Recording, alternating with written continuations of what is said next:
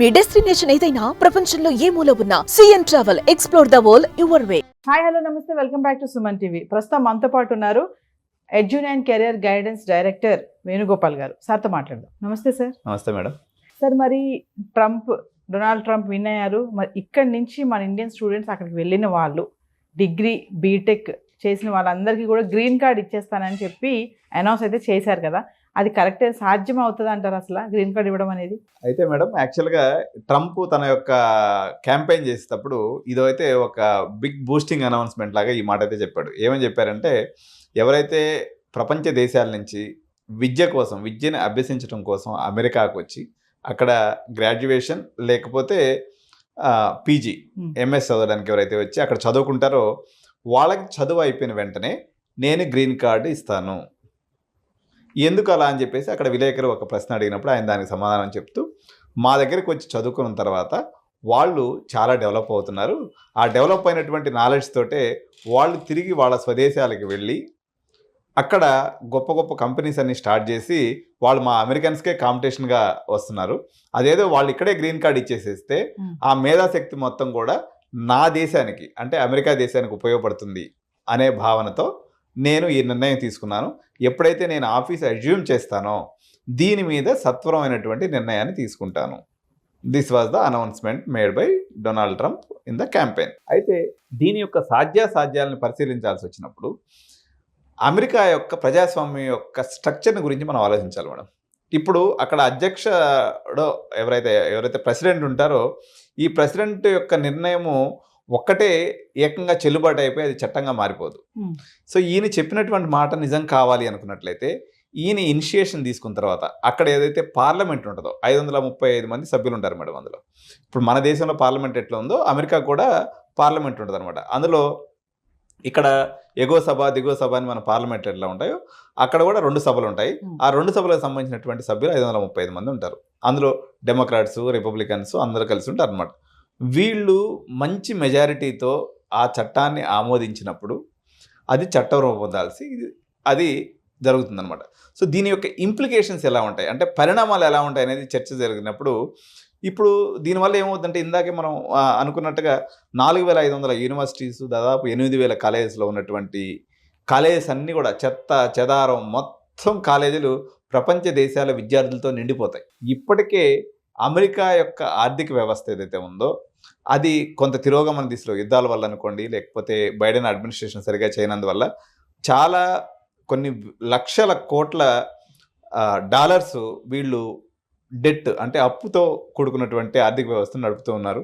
బ్యాంకులు ఏదైతే ఈ యుద్ధాలకి మనకి ఫండ్ సప్లై చేయడం వల్ల అక్కడ ఫైనాన్షియల్ క్రంచ్ ఏర్పడి వాళ్ళు వడ్డీ రేట్లు కూడా పెంచేశారు. వడ్డీ రేట్లు పెంచినప్పుడు ఆబ్వియస్గా ఎవరైతే కంపెనీలు వాళ్ళు ఉంటారో డబ్బులు తక్కువ తీసుకుంటారు, ప్రాజెక్టులు తక్కువ తీసుకుంటారు. కాబట్టి వాళ్ళు ఎంప్లాయ్మెంట్ కూడా సరిగా లేక దాదాపు ఇక్కడ నుంచి పోయినటువంటి విద్యార్థుల్లో 10 లక్షల మందిలో కేవలం 10 to 15% మాత్రమే సరైనటువంటి ఉపాధి ఉంది. రిమైనింగ్ వాళ్ళందరూ కూడా ఖాళీగా ఉన్నారు. వీళ్ళందరికీ కూడా ఎప్పుడైతే మేము గ్రీన్ కార్డ్స్ ఇస్తామంటారో వీళ్ళందరూ అక్కడికి వెళ్ళిపోతారు. వెళ్ళిపోయినందువల్ల చెత్త చెదారం, పనికి మాలినోడు, చెత్త కోర్సు ఆ కోర్సు అని లేకుండా మొత్తం నిండుకుండలాగా తయారవుతుంది. తద్వారా వీళ్ళు బయటకు వచ్చి ఏం చేస్తారు, ఎప్పుడైతే స్కిల్ ఉన్నటువంటి పర్సన్ పోతేనే. ఇప్పుడు అమెరికా ఈజ్ గ్రేట్, అమెరికా పెద్దన్న పాత్ర పోషిస్తుంది ప్రపంచంలో. ఎందుకని పోషించగలుగుతుంది? ప్రపంచంలో ఉన్నటువంటి టాలెంట్ అంతా కూడా అమెరికాకి చేరుకుంటుంది కాబట్టి జరుగుతుంది.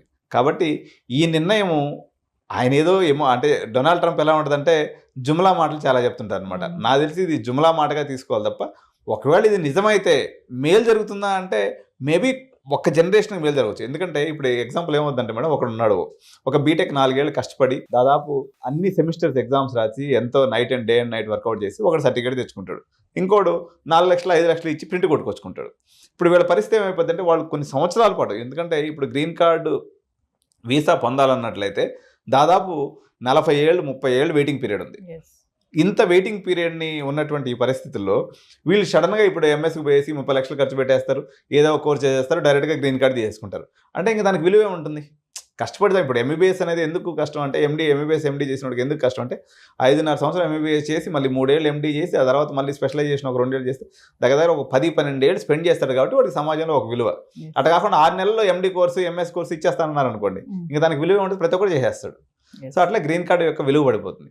ఈవెన్ ఇప్పుడున్నటువంటి పరిస్థితుల్లో కూడా అమెరికాలో ఇప్పుడు మన గ్రీన్ కార్డ్ హోల్డర్స్ కానీ తీసుకున్నప్పుడు అంటే ఇష్యూ జరుగుతుంది తీసుకున్నప్పుడు ఫస్ట్ ప్లేస్లో మెక్సికో ఉంది మేడం. దాదాపు 1,37,000 గ్రీన్ కార్డ్స్ అనేది వాళ్ళకి ఇష్యూ అవుతుంది.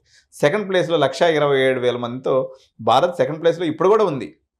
సో ఇది కార్యరూపం దాల్చడం ఏదైతే ఉందో అత్యంత సంక్లిష్టమైనటువంటి ప్రక్రియ. అమెరికాలో ఉన్నటువంటి ఈవెన్ భారతీయులు, అక్కడ ఉన్నటువంటి green card holders, senate members, లేకపోతే కాంగ్రెస్ మెంబర్స్ ఎవరైతే ఉన్నారో వీళ్ళందరూ కూడా వ్యతిరేకించేటువంటి అవకాశం ఉంది. ఇది జరగడం వల్ల టెంపరీగా భారతీయులకు మేలు జరుగుతుంది. కానీ ఇప్పుడు మనం ఒక రకంగా చెప్పాలంటే కంపారిటివ్గా ఇతర దేశాల వాళ్ళతో పోల్చుకున్నప్పుడు కొంత డిసిప్లైన్గానే ఉంటాం. అమెరికాకు పోయినటువంటి మన భారతీయులందరూ కూడా ఇల్లీగల్ ఇమిగ్రెంట్స్ ఎక్కువ మంది పోరు. కానీ ఈ షార్ట్ కట్ మెథడ్స్ ఉపయోగించి అడ్డదారుల్లో వచ్చి అమెరికాకు వచ్చి సెటిల్ అయ్యి గ్రీన్ కార్డుల కోసం ప్రయత్నించేవాళ్ళు చాలామంది తయారవుతారు అనమాట. అడ్డదారుల్లో పోయేవాడు వాళ్ళతో మన కాంపిటీషన్ తట్టుకోలేక ఇక్కడ ఆల్రెడీ నిరుద్యోగం ఉందని అడిగిపోతే అక్కడ పరిస్థితి కూడా అట్టే తయారయ్యేటువంటి అవకాశం ఉంటుంది తప్ప ఇదైతే అంటే ఆయన ఏదో ఒక కండిషన్స్ పెడతాడు. నాకు తెలిసి నేనేమనుకుంటున్నానంటే ఐవీ లీగ్ కాలేజెస్ అనేవి ఉంటాయి మేడం. ఐవీ లీగ్ అంటారు అనమాట. ఐవీ లీగ్ కాలేజెస్ అంటే ఇప్పుడు హార్వర్డ్ ఇట్లా ఏదైతే మన పెద్ద పెద్ద టాప్ అంటే క్యూఎస్ ర్యాంకింగ్ అనే ఒకటి ఉంటుంది అనమాట. ఈ క్యూఎస్ ర్యాంకింగ్లో టాప్ 100లో ఉన్నటువంటి యూనివర్సిటీస్ ఎవరైతే అవుతారో వాళ్ళ వరకు ఇష్యూ చేయొచ్చు అని అనుకుంటున్నాను తప్ప అడ్డమైనటువంటి ప్రతి కాలేజీలో చదివినటువంటి విద్యార్థికి అయితే గ్రీన్ కార్డ్ ఇచ్చేటువంటి అవకాశం లేదని చెప్పాలి మేడం. అంటే సార్ వీసా డిలే అవ్వడము, హయ్యర్ రిజెక్షన్స్ కూడా ఉంటాయంటారా? వీసా డిలే అవ్వటము, హైయర్ రిజెక్షన్స్ అనేవి ఎట్లా అంటే మేడం ఇప్పుడు ఒకటి ఏంటంటే ఈ గ్రీన్ కార్డు విషయంలో పాలసీ ఏదైనా కానీ తీసుకున్నప్పుడు మాత్రం లక్షలాది మంది అప్లై చేసుకుంటారు కాబట్టి ఆబ్వియస్గా ఇప్పటి వరకు మనం చూసినటువంటి దాంతో వీసా రిజెక్షన్ రేటు 22%. అంటే 100 మంది అప్లై చేసుకుంటే 22 మంది రిజెక్ట్ చేసినటువంటి పరిస్థితి ఇస్తాం. బట్ జనరల్గా చూసుకున్నప్పుడు మనం ఎవ్రీ 100 మెంబర్స్కి 12 to 13% రిజెక్షన్ రేట్ అనేది ఉంటుంది మేడం, వీసా రిజెక్షన్ అనేది. అంటే ఇప్పుడు మీరు అన్నట్టుగా గ్రీన్ కార్డ్ ఎవరైతే వెళ్ళి అక్కడ చేశారో అది అంత సాధ్యం కాదని అంటారు. జనరల్గా అయితే సాధ్యం కాదు మేడం. ఎందుకంటే ఇప్పుడు అది రాచరికం కాదు. అమెరికాలో పూర్తి స్థాయి ప్రజాస్వామ్యం ఉంటుంది. దాదాపు 53 రాష్ట్రాల సమాహారం అది. అక్కడ ఉన్నటువంటి వాళ్ళందరూ కూడా ప్రతినిధుల సభ, ఎగువ సభ, దిగు సభ, సెనేటర్స్, కాంగ్రెస్ మెన్ వీళ్ళందరూ కలిసి 535 మంది ఓట్లేసి దాన్ని చట్టరూపం చేస్తే తప్ప అధ్యక్షుడు మాట ఏకరూపేణ నేను భాష చెప్పినట్టు నేను ఒకసారి చెప్తే 100 సార్లు చెప్పినట్టు అని చెప్పే కానీ ట్రంప్ అంటే మాత్రం అలాంటి మాటని అమెరికా ఆమోదించదు, అది చట్టరూపం దాల్చదు. Thank you thank you madam.